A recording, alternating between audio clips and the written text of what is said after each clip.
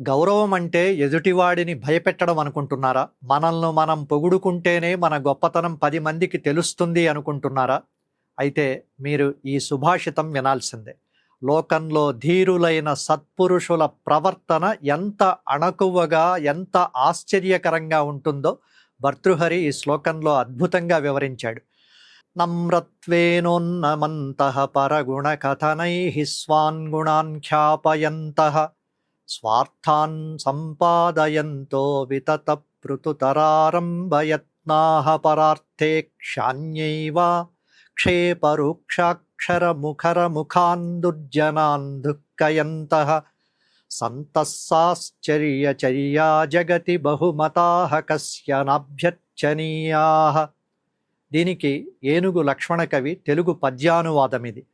నతులగుచున్మహోన్నతి తనర్చుచునవ్య గుణోక్తి చే గుణోన్నతి ప్రకటించుచున్ పరజన ప్రియ కార్య సమర్థతన్ సమంచిత నిజ కార్య సంగ్రహము చేయుచు నిష్ఠురవాదులున్ క్షమాదృతి నిరసించుచున్ పరగుధీరులు పూజ్యులుగారేరికిన్.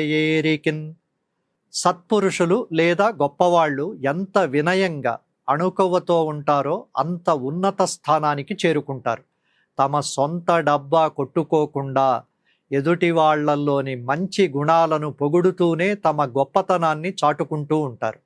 పరుల మేలు కోసం శ్రమిస్తూనే తమ పనులను కూడా ఎంతో చక్కగా పూర్తి చేసుకుంటూ ఉంటారు. తమను కఠినంగా నిందించే వాళ్లను కూడా కోపంతో కాకుండా ఓర్పనే ఆయుధంతో ఓడిస్తారు. ఇంత ఆశ్చర్యకరమైన నడవడిక గల మహాత్ములు ఎవరికి మాత్రం పూజనీయులు కారు? అందరూ వాళ్లను గౌరవిస్తూనే ఉంటారు.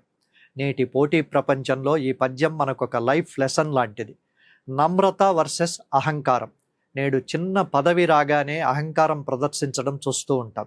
కానీ నిజమైన లీడర్ ఎప్పుడు వినయంగా ఉంటూనే అందరి గౌరవాన్ని పొందుతాడు. అప్రిసియేషన్. ఆఫీసుల్లో లేదా సమాజంలో ఇతరుల ప్రతిభను గుర్తించి మెచ్చుకోవడం వల్ల మన విలువ పెరుగుతుందే తప్ప తగ్గదు. Team work.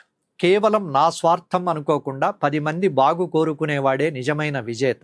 పక్కవాడిని తొక్కేసి పైకి వెళ్ళడం కాదు, పక్కవాడికి సాయం చేస్తూనే తన లక్ష్యాన్ని చేరుకోవడం గొప్పతనం. ఓర్పు. మనల్ని విమర్శించే వాళ్లపై సోషల్ మీడియాలోనో బయటో మాటలతో యుద్ధం చేయడం కంటే మన ఓర్పుతో, మన పనితో సమాధానం చెప్పడమే అసలైన విజయం.